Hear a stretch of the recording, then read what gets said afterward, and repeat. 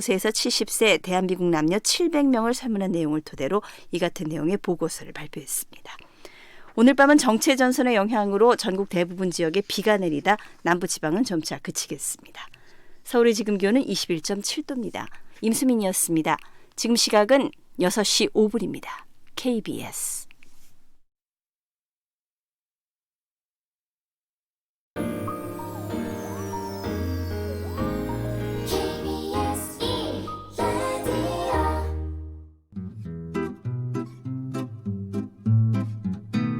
김용민 라이브 애청자 여러분 안녕하십니까?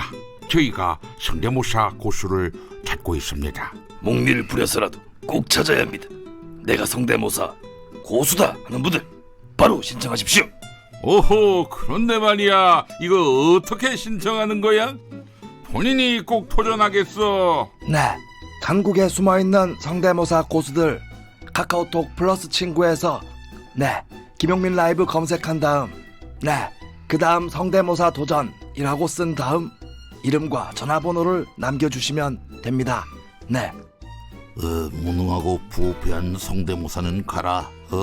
새롭고 참신한 성대모사 대환영. 추석 특집 성대모사의 숨은 고수를 찾아라. 찰스님도 도전하십니까? 아우, 실망입니다. 자, 좀 그만 좀 괴롭히십시오. DJ 펌디스 파리 지금 바로 신청 고고. 사실상 자세한 참여 방법은 김용민 라이브 홈페이지에서 확인하시기 바랍니다. 끝!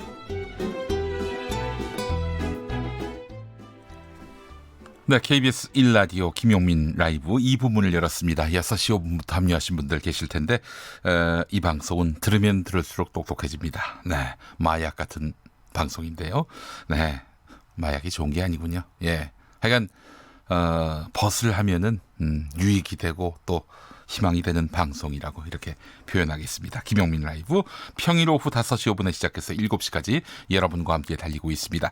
팟캐스트에 매일 방송 파일 올라가고 있으니까요. 놓친 방송, 다시 듣고 싶은 방송 팟캐스트에서 즐겨주시기 바라겠습니다. 유튜브 KBS 1라디오 계정으로 김용민 라이브 생방송 현장 영상으로도 함께 하실 수 있습니다. 자, 오늘 특별한 속 인터뷰가 준비되어 있습니다. 바로 모시겠습니다.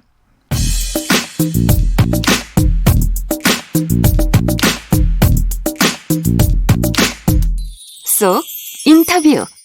귀에 속 맘에 속 속 인터뷰 시간입니다. 2017년 2월 한 젊은 판사가 사표를 던졌습니다. 당시 법원행정처의 부당한 지시에 대한 반발이었는데요. 이를 계기로 법관 내부에서 사찰 의혹이 불거졌고 이는 재판거래 의혹으로 이어졌고 끝내 양승태 사법농단 사건, 이것이 백일화에 드러나는 방향으로 귀결됐습니다. 그때 사표를 던졌던 그 젊은 판사가 바로 이탄희 판사, 지금은 이탄희 변호사지요. 사법농단을 세상에 알린 이름이 됐습니다. 많은 뉴스들이 쏟아지고 있지만은 사법농단 잠시라도 잊으면 안 될 것입니다. 지금도 재판이 진행 중이지 않습니까?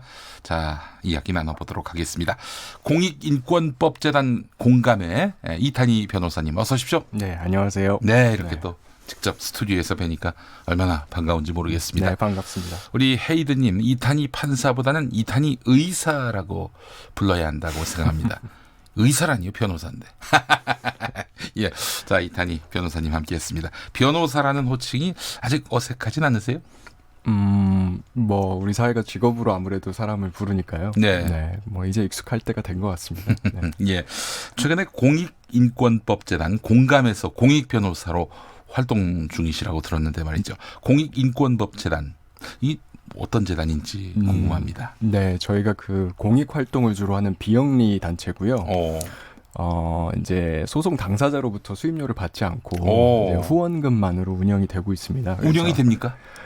예, 후원 회원분들이 많이 도와주셔서 어렵지만 운영을 해나가고 있습니다. 그래서 주로 공익을 증진하거나 아니면 우리 사회의 사회적 약자들, 권익과 인권을 보호하기 위한 활동들을 해나가고 있습니다. 그런 거 안 하시고 돈 벌 마음으로 변호사 기업하셨으면 더 버실 수도 있을 텐데. 그래요. 알겠습니다. 변호사님이 지금 맡고 있는 사건이 뭐가 있습니까? 예, 저희가 사실 이제 팀제로 여러 변호사들이 협업을 해서 소송을 하는데요. 네네. 여러 가지 소송들을 많이 하고 있습니다. 최근에 진행되고 있는 것은 예를 들면 뭐 대형 마트에 네. 이제 지하 주차장에서 대낮에 한 여성이 납치돼서 살인된 사건이 있었어요. 아이고, 예. 네, 이게 CCTV가 설치가 돼 있었는데 관련 지침에 의하면 이제 CCTV 화면을 좀 지켜봐야 될 인력이 필요했는데 네네네. 아무래도 뭐 인건비 줄이고 뭐 이런 차원이었겠죠. 그래서 네. 인력 배치가 안 되다 보니까 그 피해자 여성분이 열심히 저항을 했는데도 뭐 아무도 안 나가보고 해서 그런 이제 피해가 발생했던 일이 있었고 예, 예. 그런데 이제 그 다음에 그게 좀 개선이 돼야 되는데 개선이 잘 안 돼서 여전히 좀 범죄에 노출되어 있는 약자들이 있고 해서 네. 뭐 그런 것들을 개선하기 위한 소송도 하고 있고요. 또 뭐 부모가 이제 버리고 간 아이들이 여전히 많더라고요. 예, 예, 예. 근데 이런 아이들 의료 지원이 돼야 되는데 의료 지원이 좀 부족해서 사각지대가 있어요. 그러면 네. 뭐 병원비 때문에 치료도 제대로 못 받고 하는 아이들이 있어서 뭐 그런 거 개선하기 위한 헌법 소송도 준비하고 있고 네. 여러 가지 소송들 하고 있습니다. 알겠습니다. 5373번 쓰시는 분 훌륭한 분이 목소리도 훌륭하네요라고 하셨습니다. 예, 이탄희 판사의 사직. 네. 이 사직은 양승태 대법원장의 사법농단이 세상에 알려지게 된 신호탄이었는데 이탄희 변호사께서 겪고 느끼셨던 법원 내부의 은밀한 세계가 책으로 엮여져 나왔죠. 예, 최근에 뭐 두 얼굴의 법원이라고요. 제가 저자는 아니고 저자는 권석천 중앙일보 논설위원께서 네, 팬이 많아요 이분. 네, 그래서 굉장히 고생을 많이 오랫동안 하셔서 정말 좋은 책을 만들어 주셨고요. 읽으신 분들이 굉장히 재밌다고 하시더라고요.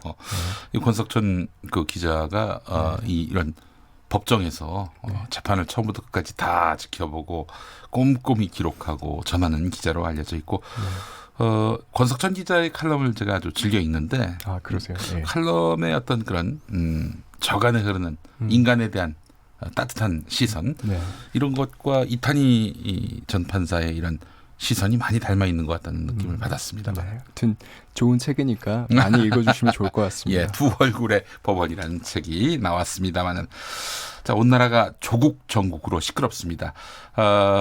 사실 이것도 사법의 그 한 영역이기 때문에 이것도 아마 촉각을 곤두세우시지 않겠는가 생각이 들면서도 사실 지금 사법개혁은 또 다른 트랙에서 또 우리의 우리 사회의 과제라 할 수 있겠습니다.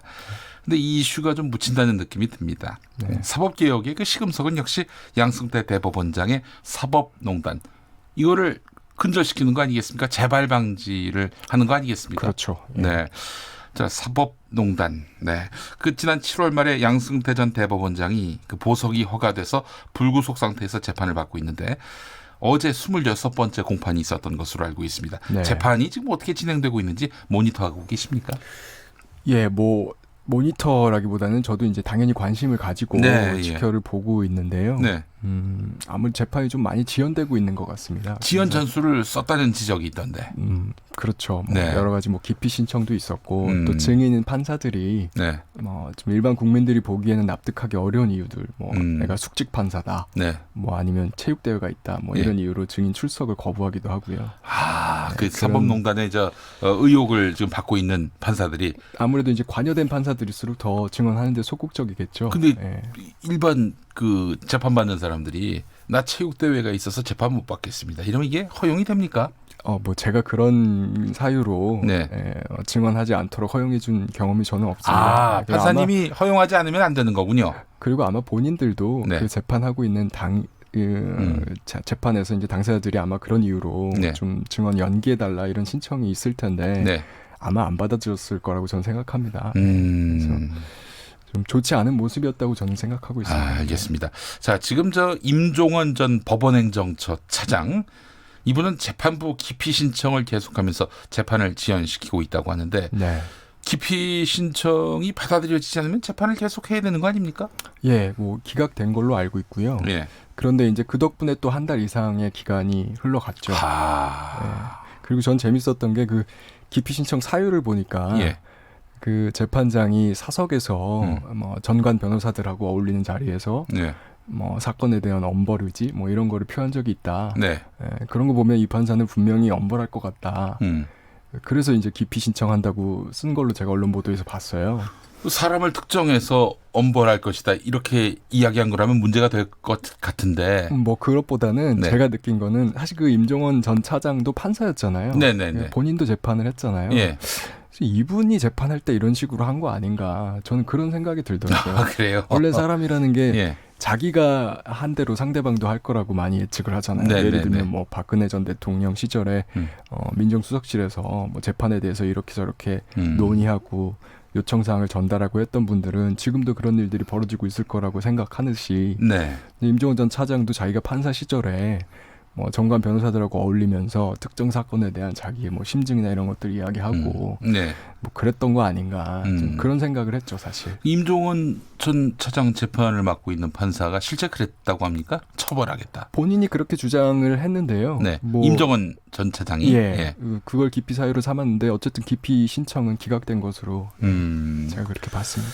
어쨌든 뭐 재판 지연이 목적이었다 이렇게 봐야 되겠네요. 예, 알겠습니다. 양승태 대법원장은 일제 강제징용 소송 등 재판에 개입한 혐의와 법관을 부당하게 사찰하거나 인사에 불이익을 가한 혐의로 기소돼서 재판을 받고 있는데 역시 그 최고 엘리트 법관답게 사법행정권의 범위에 있었다 이런 주장을 하고 있다고 들었습니다. 사법행정권 범위에 있었고 이탈하지 않았다 이런 이야기를 하고 있는 건데 말하자면 직권남용이 아니다. 정당한 권리행사다 이렇게 이야기하고 있는데 이 주장은 어떻게 봐야 됩니까? 뭐 사실 재판을 하다 보면 그 재판받는 피고인들이 별의별 주장을 다 하거든요. 예, 그래서 뭐 주장하는 건 자유인데 네. 다만 이제 저는 예전에 판사였던 사람으로서 이런 생각은 들죠. 그게 만약에 정당한 사법행정권의 행사라고 하면 본인도 그런 재판을 한번 받아보면 어떻겠나. 사실 그 내용들이 이런 거잖아요. 예. 뭐 재판의 어떤 방향성 아니면 결론에 대해서 청와대라던가 아니면 국회의원들이라던가 아니면 다른 권력자들이 원하는 방향이 무엇인지 네네네. 그런 것들에 대한 정보를 취합하고 그거를 뭐 문건을 만들어서 서류봉투에 넣어서 판사한테 전달하기도 하고 전화를 하기도 하고 네네. 이메일을 보내기도 하고 그리고 이제 원하는 대로 판결이 난 판사에 대해서는 네. 인사에 이익이 있었고요. 그렇지 않은 판사들은 뭐 옷 벗고 나가거나 아니면 뒷조사를 당하거나 예. 본인이 지금 받고 있는 재판도 예. 그런 방향으로 한번 재판을 받아보면 그게 이제 정당하다는 느낌이 과연 들까 그 생각을 한번 해봤으면 좋겠습니다. 알겠습니다. 양승태 전 대법원장의 사법농단은 상고법원 설치를 위해서였다. 상고법원 설치를 하려면 아무래도 행정부 도움을 받아야 될 텐데 대통령 권력의 도움을 받아야 할 텐데 그래서 대통령이 원하는 판결을 해주는 대신 상고법원 설치를 관철하려 했다. 이게 지금까지 알려진 사실 아니겠습니까? 근데 상고법원 설치에 집착한 이유는 무엇인지 궁금합니다.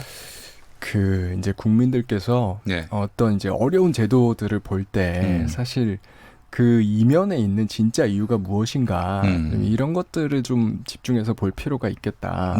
제가 이런 말씀을 자주 드리는데요. 이 법원행정처에서 발견된 여러 문건들도 보면 실제 이유는 이거지만 겉으로는 다른 이유를 제시해서 목적을 달성하자 이런 내용들이 되게 많거든요. 근데 상고법원에 대해서도 사실 판사들이 생각했던 실질적인 이유는 대법원장의 인사권 확대였습니다. 그러니까 예전에는 보면 비리 판사들 하면 사실 돈 받고 재판하는 판사들 많이 생각했잖아요. 근데 요즘 사실 그런 판사들은 거의 없어졌거든요.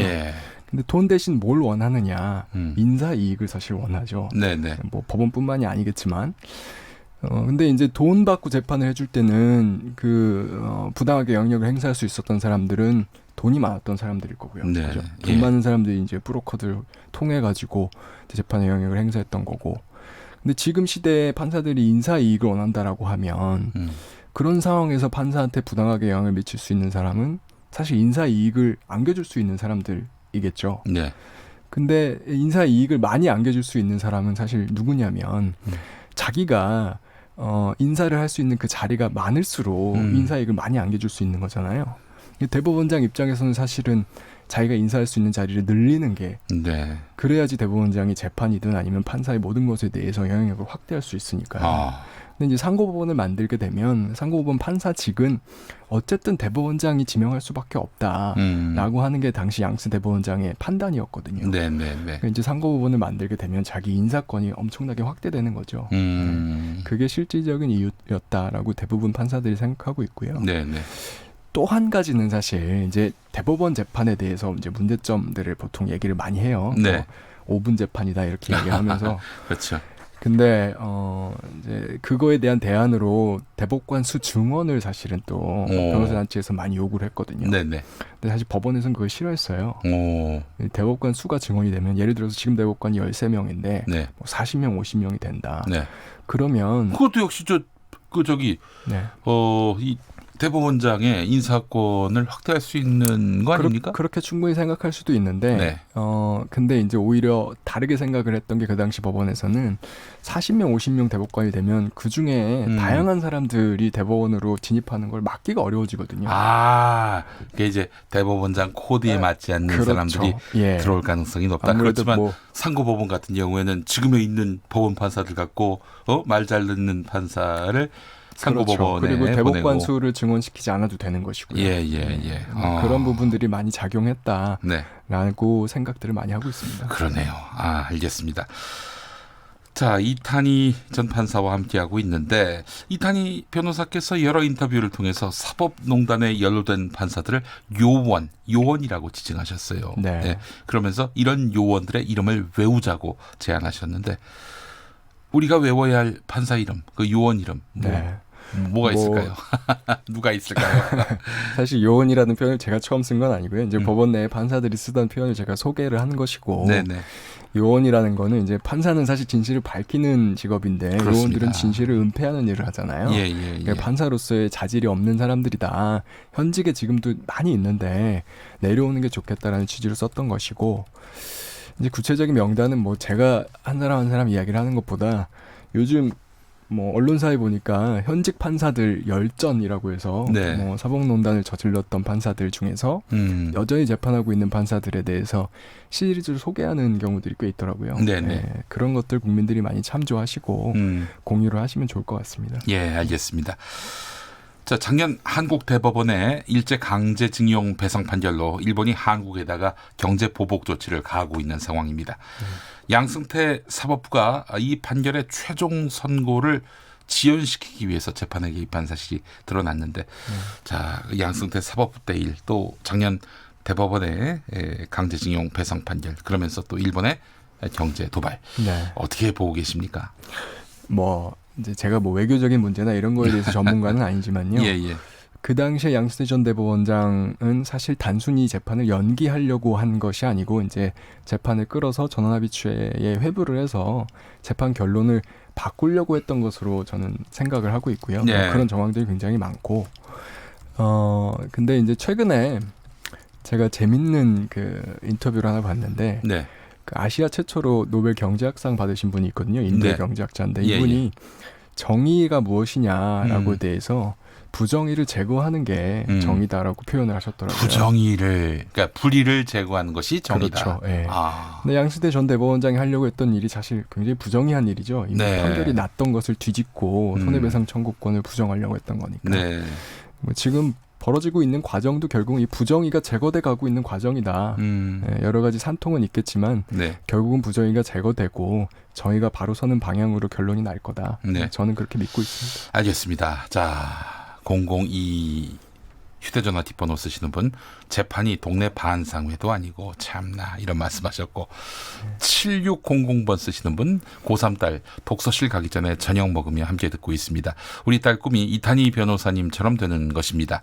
오늘 대입 원서 때문에 일찍 왔는데 이렇게 유익한 방송을 듣게 돼서 매우 좋답니다. 우리 딸 엄마 나도 꼭 저분처럼 될 거예요. 꼭 지켜보세요. 이런 말을 합니다. 이탄희 변호사님 우리 고3 딸과 함께 파이팅입니다. 라고 문자 보내셨습니다. 네, 감사합니다. 예. 자, 도로시 데이님, 이탄희 전 판사님의 단체라면 후원합니다. 라고 하셨어요. 네, 공감을 후원할 방법이 있느냐라고 물어보셨는데 네.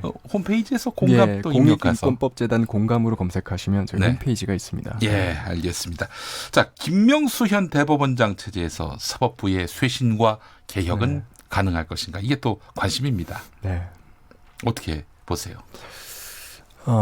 사실 실망스러운 부분이 굉장히 많죠. 예, 저도 이제 올해 초에 법원에서 나오고 나서 네.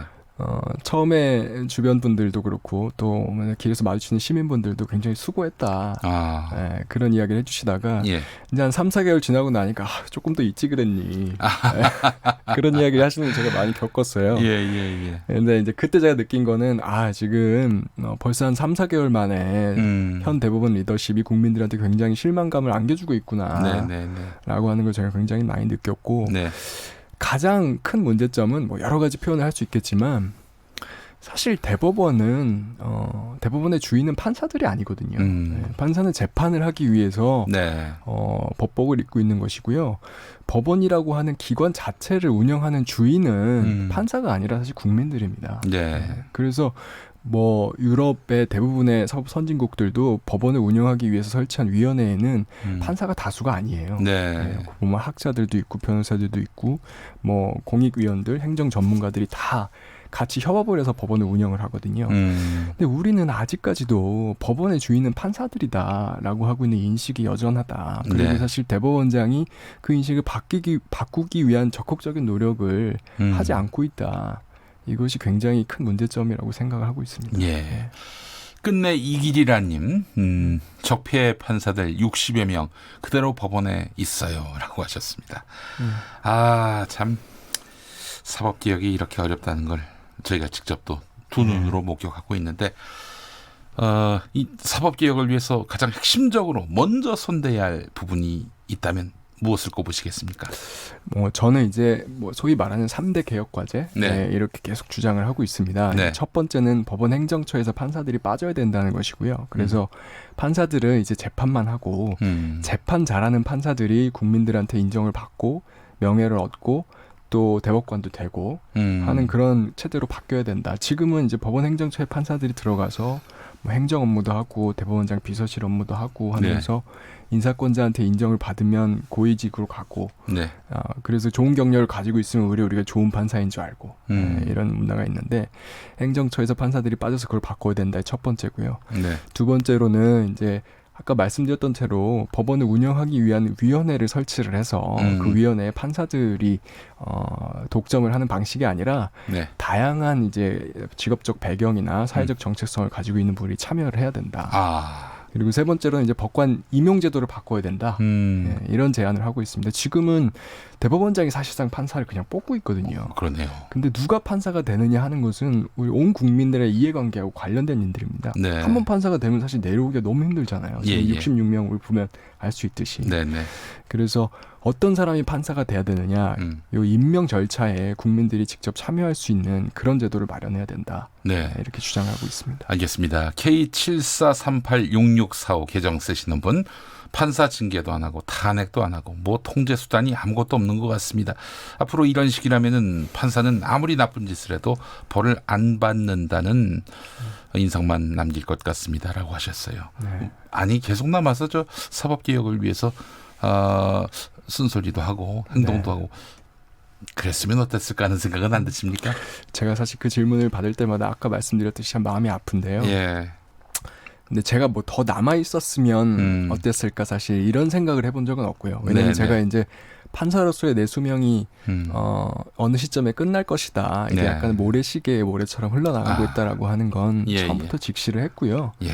그 부분을 피할 생각은 없었고 그걸 만약에 피하고 법원에 더 있어야 되겠다는 욕심을 부렸으면 오히려 지난 2년 동안의 싸움의 과정을 제대로 못했을지도 몰라요. 네. 제가 마음을 비웠기 때문에 오히려 가능했던 것이고요. 이제 이런 생각은 해본 적이 있죠.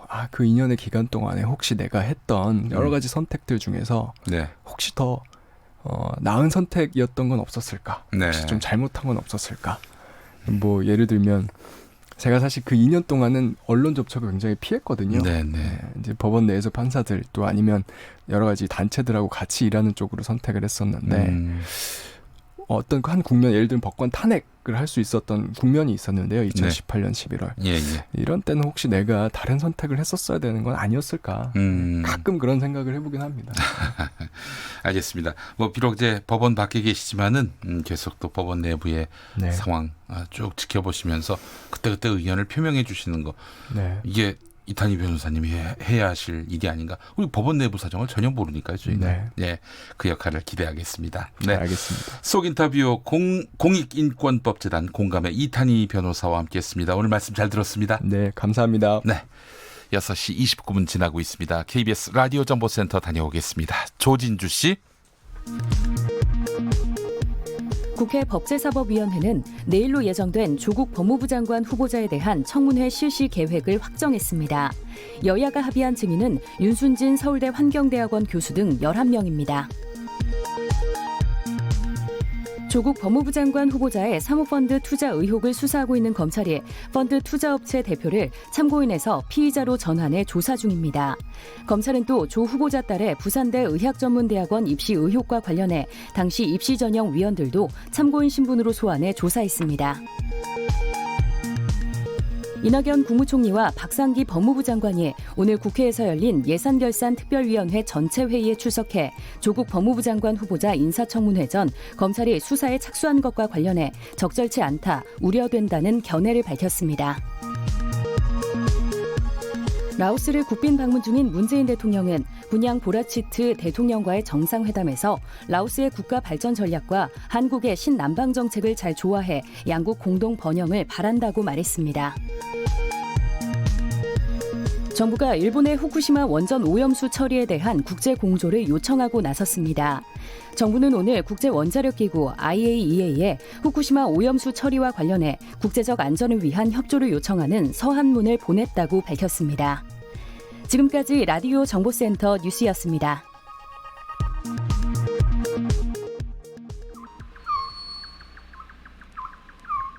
김용민 라이브 오디오 파노라마. 지난 2016년 중국 닝고에서 있었던 북한 식당 종업원 집단 탈북은 기획 탈북이라는 의혹이 제기되었죠. 외국 법률가들로 구성된 국제진상조사단이 강제 납치라는 입장을 내놨습니다. 대한민국 정부가 북한 주민을 강제 납치했다. 외국 법률가의 결론. 그러나 보도한 방송은 KBS본. 진상조사단은 본인의 의지에 반하여 강제 이송된 경우 범죄로 간주할 수 있다고 밝혔습니다. 또 가족과 분리시키는 것은 반인륜적이고 인권을 심각하게 침해하는 것이라고 주장했습니다. 3년 4개월 동안 자녀를 보지 못한 북한의 부모들은 고통과 분노에 가득 차 있다고 전했습니다. 북한이 종업원을 돌려달라고 했을 때에는 무너진 자존심을 살리고 배반자를 응징할 목적이 있었다고 생각했는데 북한 우리민족 TV 우리 종업원 10여 명을 집단적으로 유인 납치해서 남조선으로 끌고 가는 특대용 범죄를 북한 TV에 불려나간 탈북하지 않은 북한 종업원은 지배인이 남조선으로 끌고 갔다고 주장. 그가 인용했던 지배인의 말. 남조선으로 가야 되겠다. 우리는 동남아시아로 가는 게 아니라 남조선으로 가야 된다. 이에 대해 국정원의 총선 정치 공작이라고 보는 입장인 장경욱 변호사. 팟캐스트 전국구에 나와서 그러니까 보통 탈북자들이 입국하는 경로는 그 기간이 대략 한 달 정도 걸린다는 거죠. 그냥 들어오는 게 아니겠네요. 꽤나 시간이 한 달 이상은 최소 걸리는데 지금 이번에 12명 종업원의 경우는 1박 2일 만에 전격적으로 한국에 들어왔고 챙겨 나누던 말레이시아에서 이런 일을 할 수 있는 기관은 국정원이다. 그래서 거기에다가 통일부 대변인이 모르게 들어와서 발표를 안 했다라고 하면 이게 이슈가 안 됐을 텐데 그렇죠. 선거를 앞두고 사실은 발표를 통일부 대변인이 발표를 했는데 그것도 나중에 정권이 바뀌고 나서 조사를 해보니까 통일부는 전혀 모르는 얘기를 국정원이 이렇게 수를 받아죠. 그렇죠. 발표하라고 하니까 대신 발표하는 그런 입력할밖에 안 거예요. 서훈현 국정원장도 인사청문회 당시 북한 종업원 식당 탈북한 사례에서는 뭐 어떤 연유가 있었는지는 모르겠습니다만 너무 빠른 시간 내에 언론에 공개됐다 하는 점은 제가 좀 평소와 다르다 하는 느낌을 가지고 있었고요. 끝내 지배인도 실토하고 2016년 총선을 앞두고 남한 국정원 협박에 못 이겨 종업원을 데리고 탈북했다고. 무조건 같이 오라는 겁니다. 네. 혼자서 또 오지 말라고 했습니다. 또. 혼자서는 오지 마라? 네. 박근혜 대통령이 우선 비준한 작전이고 대통령이 다 기다린다 이 소식으로. 이 작전 때문에 정말 다 기다리고 있다는 거. 살려달라고 해. 제발 사정하니까 좀 도와달라고. 너 같이 안 오면 국정대사관에 널 신고하겠다고 하는 거였습니다. 아 자기도 좀 말 못할 사연이 있는데 큰 작전이 있다. 내가 큰 작전. 예. 네. 그게 이 작전이. 저는 뭐 진짜 뭐 북을 공격하는 무슨 큰 작전인 줄 알았더니 결국 청소년. 네. 그 선거를 이기겠다고 조작한 사건이었습니다 이게. 그걸 언제 하셨어요? 저는 그 뉴스를 보고서 알았습니다. 하지만 문재인 정부의 조명균 통일부 장관 국회에 나와서 기본적으로 현재 여종업원들은 자신들이 자유의사에서 우리 한국에 와서 또 한국에서 지금 우리 대한민국 국민으로서 생활을 하고 있는 정권도 바뀌었는데 정부는 왜 미적대는가? 외국인 법률가로 구성된 조사단은 한국에서도 탈북한 종업원들과의 면담을 시도했지만 당국으로부터 허가를 받지 못했다고 밝혔습니다. 국가인권위원회는 지난해 7월부터 1년여간 기획 탈북 의혹을 직권조사했지만 아직 조사 결과를 발표하지 않고 있습니다. 혹시 내년 총선 앞두고 역풍이 일까봐 자유한국당에 의해 이용당할까봐 윤상현 자유한국당 의원. 대한민국 국민이 되신 분들을 다시 북한으로 돌려보내겠다. 이거는 검토 자체가 안 되는 사항입니다. 그렇다면 북한 종업원들은 20대 총선 때문에 납치돼 21대 총선 때문에 발묶인 신세. 김용민 라이브 함께하고 계십니다. 자, 1부 끝나면서 퀴즈 문제 드렸습니다. 바른미래당 원내대표면서 내일 조국 법무부 장관 후보자에 대한 인사청문회 때 불참하겠다 이렇게 밝힌 정치인이 누군지 여쭤봤죠. 자, 김대환님, 나경원. 자, 그리고 8612번 쓰시는 분 오승환. 오승환 씨가 왜 나오죠? 예. 자, 그리고 누굽니까 이분이? 예. 9350번 쓰시는 분 오세훈. 자, 그리고 5998 최이배. 최이배 의원은 바른미래당 소속인데요.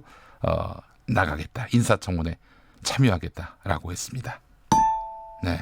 예. 8748번 쓰시는 분 오승환. 왜 오승환이죠? 왜 오승환이 나오지? 예. 자, 그리고 정답 9631번 쓰시는 분 오서방. 오서방. 아니, 그래요. 처갓집에서는 오서방 소리를 들을 수도 있겠네요만은. 그러나 저희가 원하는 정답은 아니었고요. 2459번 쓰시는 분. 손학규. 예. 자, 그리고 3138번 쓰시는 분.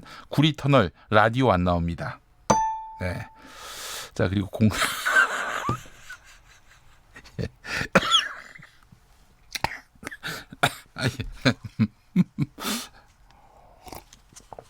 죄송합니다. 자, 구리터널 라디오 안 나온다고 하니까 좀 신경 좀 써주시기 바라겠습니다. 0323번 쓰시는 분 오신환. 네, 오신환 바른미래당 원내대표 정답이었습니다. 소신 있고 당당하게 원내대표 잘하는 것 같습니다. 앞으로 굳건한 소신 가지고 계속 잘할 것으로 믿습니다. 라고 하셨습니다. 예. 죄송합니다. 4173번 쓰시는 분 정답 오신환. 여기는 부산입니다. 큰 시장 다녀왔어요. 명절 돼 가니까 차가 너무너무 밀립니다. 그래서 이제야 뵙습니다. 김용민 라이브 파이팅 이렇게 말씀해 주셨고요. 9105번 쓰시는 분 전라북도 익산입니다. 비가 많이 옵니다. 막 익어가는 벼가 쓰러질까 걱정됩니다. 아이고 글쎄 말이에요. 태풍이 비켜가기를 기도하는데 아이고 익산이 태풍이 훑고 지나갈 것으로 예상되는 지역 아닙니까? 각별한 대비하셔야겠네요. 바른미래당 오신환 원내대표 정답 보내주셨고요. 케이케님 정답 오창석. 네, 자 오신환 원내대표 짚어주신 분. 네, 정답 감사합니다. 모바일 커피 쿠폰 추첨해서 선물 보내드리도록 하겠습니다. 교통정보센터 다녀옵니다. 오수미 씨. 네, 시각 교통정보입니다. 아직 태풍이 오기 전인데 가을 장마로 곳곳에 비가 많이 내리고 있습니다. 퇴근길 사고 없도록 안전운행에 만전을 기하셔야겠습니다. 먼저 평택 시흥간고속도로 제천 방면, 제천 분기점 부근 2차로에 승용차 단독 사고가 났습니다. 수습을 하고 있어 조심히 지나셔야겠고요. 반대 평택 쪽으로는 서안성에서 안성 분기점까지 차들이 많아 막힙니다. 당진 대전간고속도로 당진 쪽으로도 공주 분기점 진출로 1차로에 사고가 발생했고요. 잘 살펴서 이동을 하셔야겠습니다. 서해안고속도로 서울 방면 정체는 서해대교부터 밀리기 시작해 발안에서 화성휴게소, 비봉에서 팔국분기점, 서서울 요금소에서 조남분기점까지 속도를 줄입니다. 더 가서도 금천에서 양방면 다 막히고 있습니다. 평택 시흥간고속도로 시흥 쪽, 조암부터 송산마도까지 18km로 긴 구간에서 느리게 이동을 합니다. 지금까지 KBS 교통정보센터였습니다.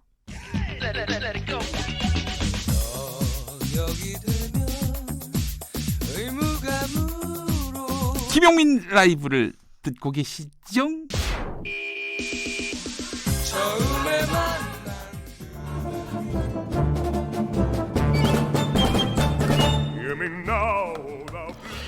여기도 뉴스 저기도 뉴스, 빡빡한 시사 뉴스 속에서 가슴이 답답할 때 뇌에 휴식을 드립니다. 한 주에 한 권 맛있는 책을 만난다. 책의 맛. 네, 뇌에 휴식을 드리는 시간은 좀 잠시 후에 드리고 다시 좀 가슴 답답한 이야기 좀 해보겠습니다. 자, 정선태 국민대학교 글로벌 인문 지역대학장님 어서 오시고요. 네, 안녕하세요. 네, 김갑수 문화평론가님 어서 오시고요. 네, 안녕하세요. 예. 저 지금 청와대와 검찰이 정면 충돌하는 양상입니다. 지금 6시 때 들어온 뉴스를 보니까 청와대가 조국 법무부 장관 후보자의 딸 표창장 위조 의혹과 관련해서 의혹이 말끔히 해소될 것이다. 이런 취지의 언론 인터뷰를 한 것을 두고 검찰 고위 관계자가, 대검찰청 관계자가 매우 부적절하다. 이건 수사 개입이다. 이렇게 입장을 밝혔습니다. 이거 아무래도 청와대와 검찰 사이에 큰 충돌이 빚어지고 있는 것이 아닌가 이게 관측이 되는데요. 그러니까 뇌에 휴식을 줘야 되는데 이렇게 무거운 얘기를 하시면 어떡하나 모르는데. 이거 어떻게 생각하시는지 궁금해하세요. 우리. 매우 이상하게 생각하죠. 그러니까 우리 초대 이승만 대통령 시절에 네. 그때 지금으로 치면 10,000원짜리 화폐에 대통령 얼굴 새겨져 있던 거 아세요? 예. 그러니까 대통령이 거의 왕 비슷했다가 이제 어느 시기까지 제왕적 대통령이라고 그래서 대통령 권한이 너무 세다고 그랬는데 그 반대로 이제 권한 약화라는 게 어느 정도로 심해졌느냐. 우리 뉴스에서 매일 접하는데 미국의 현직 미국 대통령이나 일본 총리나 또는 중국 주석이 내정 외정에서 그 국가 수반 권한으로 탁탁 일 처리하는 거 보면 한국의 대통령은 그렇게 할 수 없나 봐요. 측근 임명도 할 수 없고 이 국민들이 좀 의아할 수 있는 사안에 대해서 대통령 권한으로 좀 약간 일을 밀어붙인다든지 하여튼 이럴 수가 없는 수준으로 이 국가 수반의 권력이 엄청 약화된 상황. 이걸 우리가 지금 처음으로 체험하네요. 그러면 이게 대외 관계나 하여튼 국가 문제를 어떻게 풀어가나 대단히 하여튼 특이한 시절을 겪고 있어요. 네. 정선태 학장님도. 이런 질문과 대답은 시사평론가의 몫이 아니겠습니까? 지식인 또 이렇게 또 책을 읽으시는 분들의 입장도 듣고 싶습니다. 네, 재미삼아 들어주셨으면 좋겠는데 제가 보기에는 이 제왕적 검찰 권력과 민주화된 이 중앙정부 이 청와대의 건곤일척의 순간이 아닌가 싶습니다. 아니 그러니까 대통령 통치행위에 대해서 야당이 그러는 게 아니라 검찰도 각을 세우고 경찰도 각을 세우고 군대도 각을 세워서 막 싸우라고 하지. 그 국가가 이게 해체가 되는 거예요. 그러니까 국가가 고유하게 갖는 권력 구조나 힘이 있어요. 거긴 정보기관도 포함이 돼요. 이 자체가 해체가 되면요. 국가 자체가 그러니까 이 정부가 존립이 안 되는 거죠. 그럼 이 상황으로 들어가는 건가? 제가 좀 과도하게 얘기하는 것 같긴 합니다만. 여튼 심상치 않은 그런 세월을 우리가 살고 있는 것 같습니다. 그래서 여쭤보고 싶었던 거였습니다. 뇌 휴식을 줍시다. 뇌 휴식을 지금부터 드리겠습니다. 자, 요즘 들어서 품격을 지키며 살아간다는 것이 무엇인지 많이 생각하게 됩니다. 예전에 특히 좀 치기 어린 시절에는 품격이고 뭐고 간에 하여간 내 생각대로 내 의지대로 사는 것이 멋있는 삶이라고 생각을 했는데 이런 생각 가지면은 좀 이게 기성세대에 편입된 거라고 봐야 됩니까? 아니 그게 올바른 생각 아니에요? 올바른 생각입니까? 그걸 의심하면 어떡하지? 질이 떨어지는 것과 질이 높은 것은 명확히 차이가 있고 물론 질의 규정 자체가 이제 시대에 따라 달라서 과거의 정신 영혼 이 시대에서 지금은 이제 육체 외면 이걸로 너무나 이제 오다 보니 감당이 안 되는 정도까지 온 건 맞죠. 그러나 인간이 일정 수준에 다다르기 위해서 돈도 버는 것이고 교육도 받는 것인데 그런 그 성장과 그러니까 지적 정서적 성장과 교육 그다음에 자신이 누리는 수는 이제 여기서 경제적 지위는 한국인의 경제적 지위예요. 세계 한 10위권 정도의 이 수준 자체가 그야말로 무시되고 있는 발가벗은 사회의 모습을 아직은 우리가 갖고 있죠. 저는 요즘 각별하게 생각하는 게 언어의 품격, 관계의 품격 이런 것들인데요. 좀 전에 김갑수 선생 말씀하셨듯이 물질적으로는 대단히 풍요로워진 건 맞습니다. 근데 거기에 상응하는 삶의 품격, 삶의 격조는 어떤가? 정말 심각하게 묻지 않을 수가 없습니다.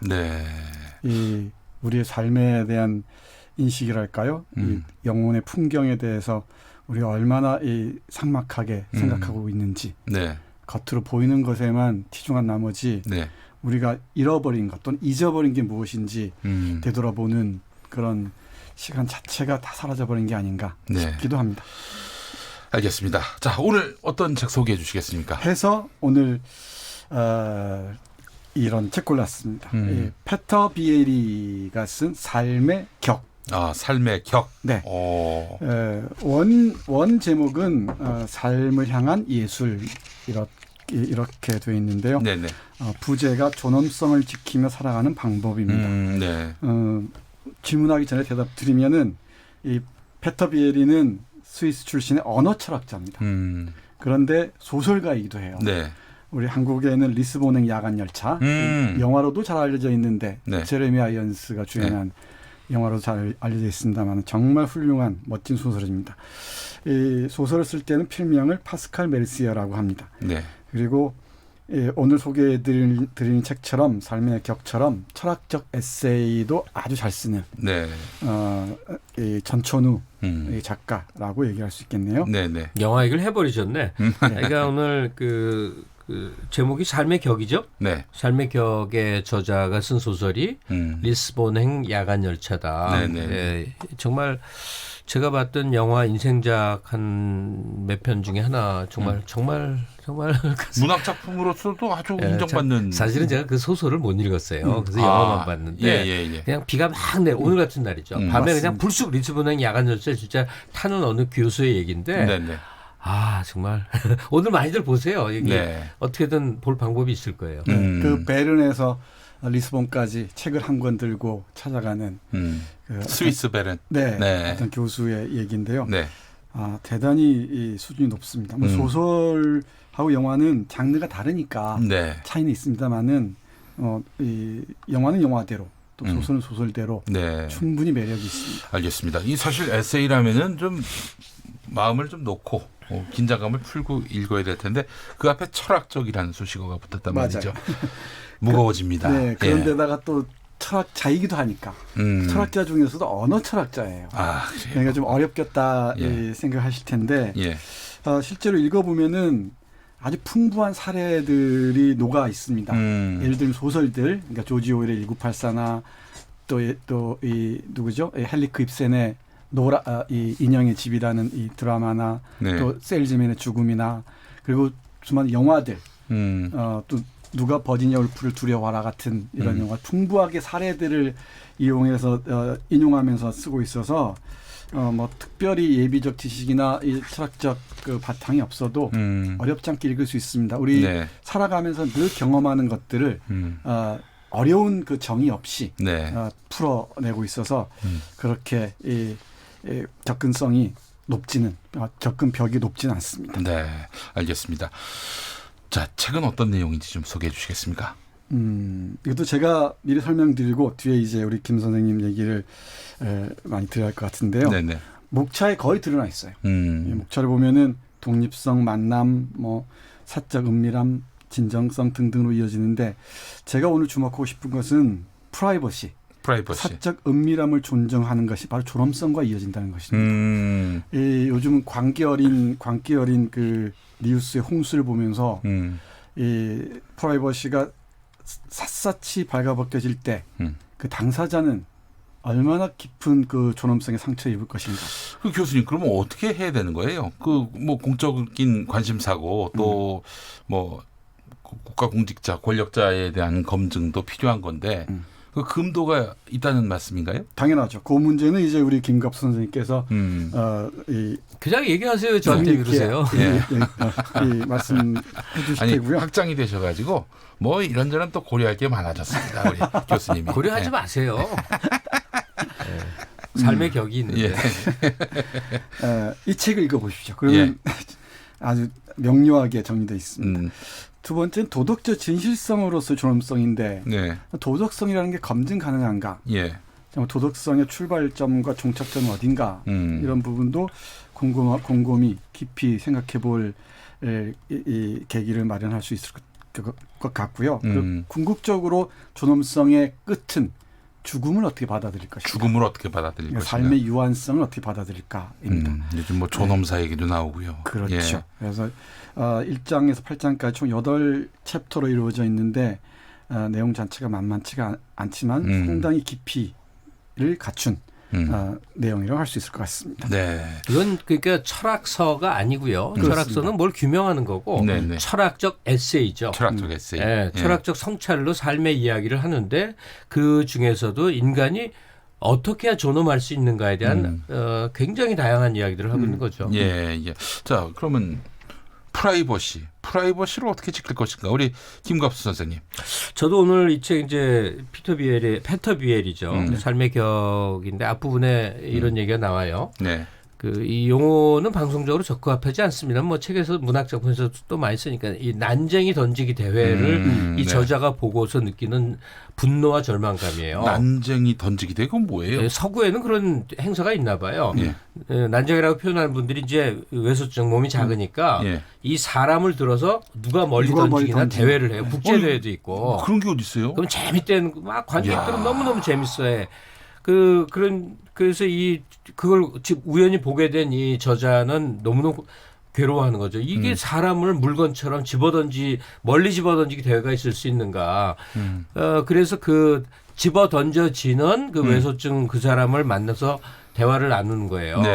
난 좋아요. 돈도 벌고 난 뭐 안전한 매트리스 떨어지고 내 몸이 상하는 것도 아니고 이럴 때 인간은 어디까지 존엄을 요구할 수 있는가 막 이 고민이 나와요. 근데 이 얘기는 곧장 한국 사회로 이제 전이가 되는데 한국 사회에서 좀 불행하고 비천한 사람들에 대한 존중이 어디까지 갈 것이냐는 수없이 많이 토론돼 왔는데 정반대로 본인의 노력이 있던 하여튼 어떤 경로로 일정 정도 성취하고 성공한 사람들에 대해서 온 사회가 끌어내리고 싶어하는 욕망에 불타서 굉장히 과잉된 공격을 퍼부을 때 어떤 일이 벌어지겠는가. 자신의 성공, 자신의 부, 자신의 명예를 절대 드러낼 수가 없을 것이다. 모두가 손가락질하는 사회가 되니까. 그러면 그들의 부와 권력은 어쨌든 사회 공동체가 있는 한 존재할 거 아니에요. 돈이 없어지지는 않을 거 아니에요. 그건 은밀한 곳으로 숨게 된다.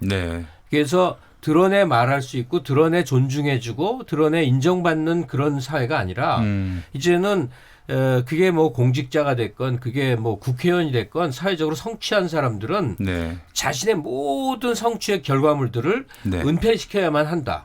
이쪽으로 우리가 지금 가고 있는 것이죠. 아주 어두운 세계로 가고 있는 건데 이 책의 저자가 매우 안타까워하는 대중들이 인간에 대한 존중이 어떤 상식선에서 이루어지느냐에 대해서 이 책은 열심히 말하고 있어요.